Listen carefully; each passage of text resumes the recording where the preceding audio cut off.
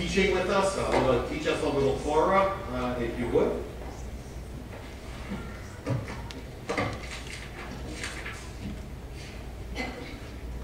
My Torah portion, Vayera, is a very interesting Torah portion.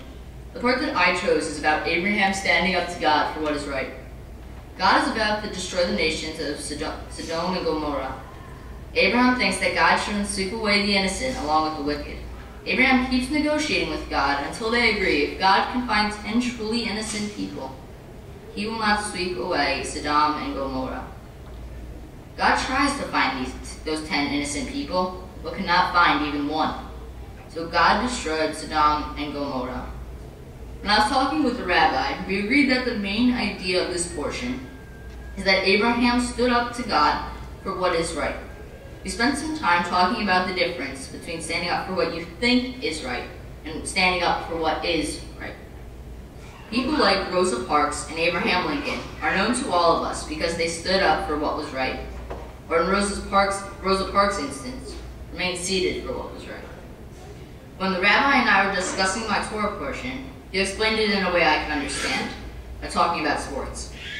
That got my attention, and it got me thinking about the other kind of people who stand up for what is right. People like Pee Wee Reese. The Jackie Robinson and Pee Wee Reese story is a great one, but is not well known. In case you haven't heard it, I will tell it for you. Jackie Robinson, as you all know, was the first African American to play baseball in the major leagues, on the Brooklyn Dodgers. He had to go through some tough times with everyone hating him and even threatening to kill him. Even his own teammates hated him. They signed petitions to get him off the team. These days, that is hard to believe because so much has changed. Back then, no one could have even imagined the reality of an African American president. More people in those days were racist, and the country was mostly segregated. Now we live in an integrated world. Signing a petition to get a player off the team because of his skin color is the most unimaginable thing ever. Jackie promised Branch Rickey, the Dodgers owner, that he would not fight back, because that was what the people taunting him wanted him to do. Some people say Jackie Robinson was chosen to be the first African-American ball player, not because he was the best Negro Leagues player, but because he would be best able to handle all the prejudice he would face. There was another player named Josh Gibson, who was a better player than Jackie. But Rickey didn't choose Gibson because Jackie Robinson seemed like the right man to handle all the prejudice. At a game in Cincinnati during Jackie's rookie year in 1947, the abuse to Jackie was the worst it had ever been. The screaming from the stands was terrible and vicious. Right in the middle of an inning, Pee Wee Reese, the team captain at the time, went over to Jackie Robinson and put his arm around him. He stood next to him and didn't say a word, just stared at all the people who were yelling at Jackie. The people who had abusing Jackie ceased their attack. These people were probably dumbstruck. In those days, a white man rarely stood up for an African American man, so the fans had no idea what to say or do. And this moment in the middle of an ordinary baseball game has been called one of the most legendary acts of support and friendship ever seen on a baseball field or anywhere else. Jackie Robinson is one of the biggest names in sports history. If you walked up to a random person on the street and asked him who Jackie Robinson was, he might smirk at you like you already know. But he might also tell you some stories he remembers or has heard. But if you went up to that same man and asked him who Pee Wee Reese was, he might not know. Most people who have done the brave type of thing Pee Wee Reese did have not done it so publicly. We do not know the names of these people because they have kept it behind the scenes. There are many people we do not know by name who risked their lives hiding Jews in their houses during World War II. Many lives were saved thanks to all these people's courage. If they had not what they knew was the right thing to do, a lot more people would have died. These people, whose names we do not know, are heroes. The people who have broken color barriers, language barriers, or other types of barriers are normally a lot more famous than the people who stood by their side and said to them, "It's going to be okay." People like Jackie Robinson come around once in a generation. But people like Pee Wee Reese might be walking down the street right next to you.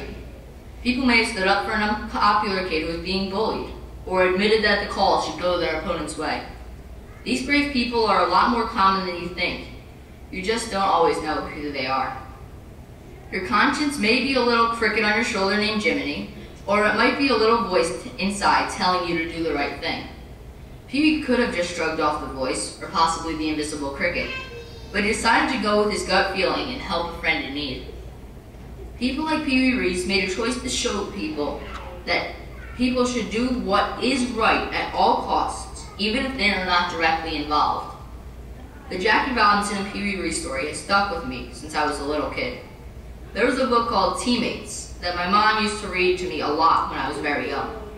That book stuck with me so much that it was one of the books that I brought to Project Extend at Wayside School as part of my Kishrei Halev project. I read the book to second graders and had to do some quick thinking when reading aloud about some of the harsh prejudice and words and ideas like the Ku Klux Klan. I thought that if I enjoyed that book as much as I did as a kid, I should share that joy with all the other kids there. By their faces, I could tell they didn't like the book that much, but all people are different. I bet that when you came to hear this speech, you were never expecting to hear Abraham be compared to the Brooklyn Dodgers. But you probably could have guessed that there would be some mention of baseball. Over the summer, as some of you know, I went on a baseball-themed trip across the country in honor of my bar mitzvah. Baseball has always been a passion of mine, and I wanted to go to Wrigley Field more than any other field on earth. My grandpa, who was a die-hard Cubs fan, decided to come with us to Chicago with my grandma. We were there for 3 days, saw 2 baseball games, and went to the top of the Sears Tower. That was very special for me. Being in Chicago with my family and grandparents was amazing. I'm very lucky having 2 sets of grandparents that I am very close with. They've always been at my side when something was wrong, and to celebrate good times too. Everyone has supported me, from my grandparents, my aunts and uncles, my cousins, and my friends. From Aunt Eleanor teaching me to read, and my cousins helping me with every step I took. Literally. They helped me start walking and were also there for my first french fry and the motions I made to show that I wanted more. Thank you for all of you for being by my side through all of my life. I also want to thank my Hebrew tutor, Mrs. Silverman, who helped me prepare for this day and was so patient when my schedule kept changing, week after week. Oh my bad, I forgot to mention the people who supported me most. So Mom, Dad, and Anna, come on down and light a candle. Oh wait, that's later. My family has supported me through everything done. Everyone has been so supportive. From my sister letting me kick her off the computer to type this, to my mom bugging me to get this done. Thank you to everyone who has taken their time to be here today.